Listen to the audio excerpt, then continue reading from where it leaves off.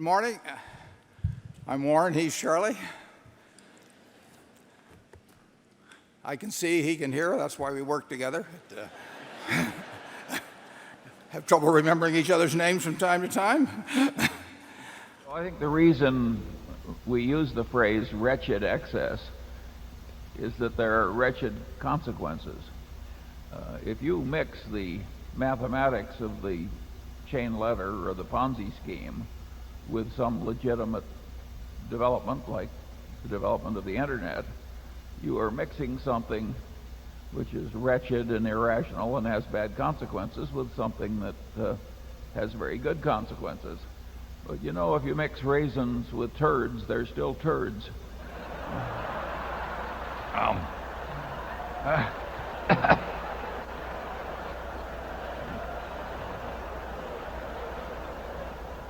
That's why they have me write the annual report. Charlie, you want to have anything to add? Well, Warren's somewhat critical attitude is very understated compared to mine. We're going to leave raisins out of this particular analysis. The first 20 years of investing for me, or maybe more, my decision to sell almost always was based on the fact that I found something else I was dying to buy. I mean, I sold stocks at 3 times earnings to buy stocks at 2 times earnings 45 years ago because I was always running out of money. Now I run out of ideas. I've got a lot of money but no ideas. And, I'm not sure which is better. What do you think, Charlie? I think you were way better off when you had 50 years ahead of you and less money. I still think I have 50 years ahead of me, Charlie. Generally, I would say that if you have a lot of lovely wealth in a form that makes you comfortable, and somebody down the street has found a way to make money a lot faster in a way you don't understand, you should not be made miserable by that process. There are worse things in life than being left behind in possession of a lot of lovely money. I mean, would you want to name a couple?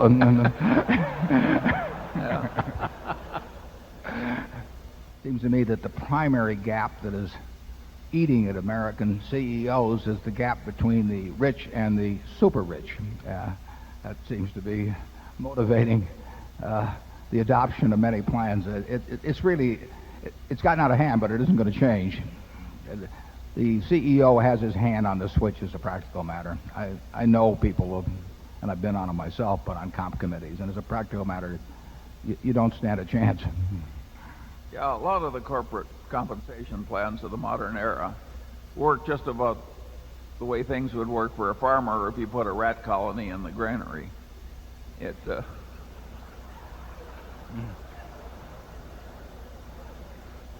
Put him down as undecided. Question is, if Alan Greenspan decided to retire, and that job was offered to either of you, would you take it? Well, I can tell you my answer is no, in a hurry. I think Charlie will give you his answer. So I would say no more quickly. You notice we gave you very unequivocal answers, and of course that alone would disqualify us from the job at the Fed.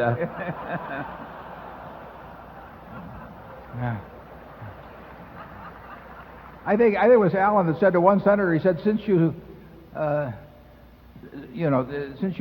seemed to have stated my remarks so accurately, you must have misunderstood them. Well, Charlie, if you got anything to add. Charlie takes on these public jobs. He runs a hospital and a few things, and he can tell you the wonders of it. Charlie? Oh, yeah. There's an old saying that he lied like a finance minister on the eve of a devaluation. I never wanted to have a job where lying was a required part of the activity.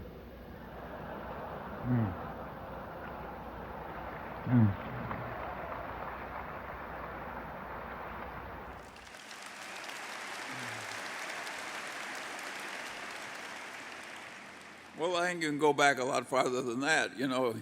Europe survived the Black Death, where about a third of the people died. The world is going to go on. That's wildly optimistic for Charlie.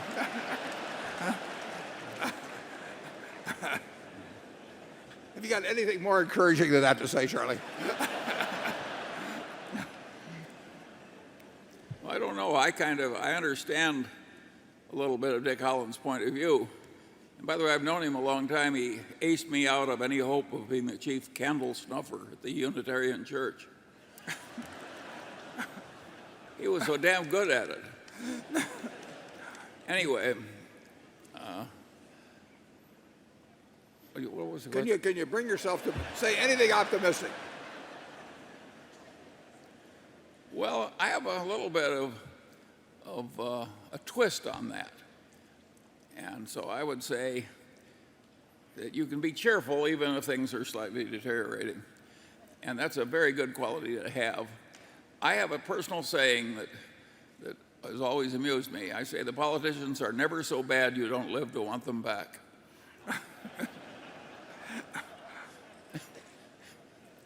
Well, on that note, I have no stress whatsoever, zero. I mean, I get to do what I love to do every day, and I'm surrounded by people that are terrific. So, Charlie, Yeah. I have a book recommendation which will be very helpful to all shareholders that worry about Warren's health and longevity.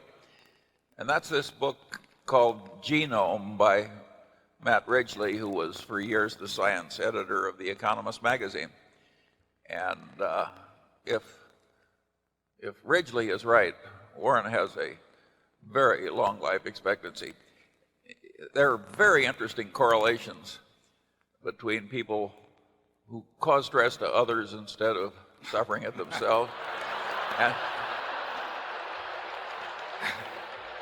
And Warren has been in that position ever since I've known him.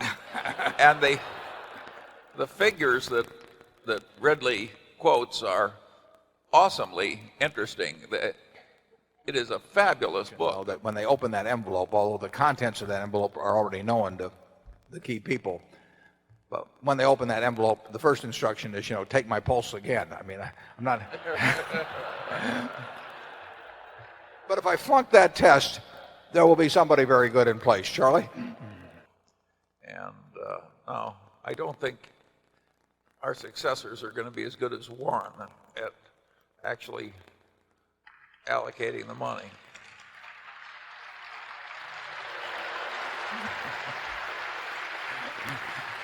Extreme. A little earlier this morning when I was autographing books, a very good-looking woman came up to me and said she wanted to thank me. And I said, for what? And she said, you told me to buy this pantyhose I'm wearing from Costco. And I'd evidently made some previous comment about how amazing it was that Costco could get Hanes, of all people, to allow a co-branded pantyhose, Hanes-Kirkland, in the Costco stores. That wouldn't have happened 20 years ago.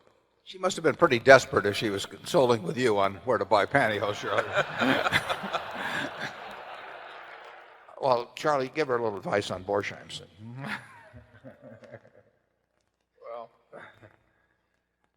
I think when you're buying jewelry for the lady you love, it probably shouldn't get too much financial calculation into it.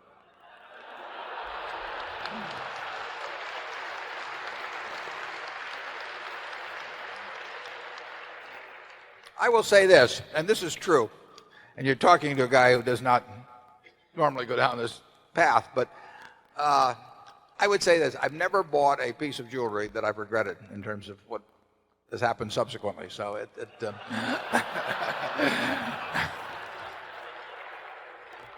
well, if that isn't a sales pitch, I don't know what is.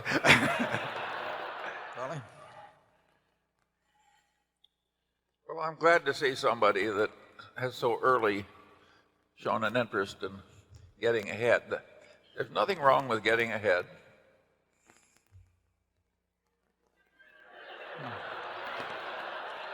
And actually, she may have the best idea about getting ahead by learning the name of my grandson. Well, there I can give the young lady some advice. before your feelings totally take over, you should look carefully at both parents and all four grandparents.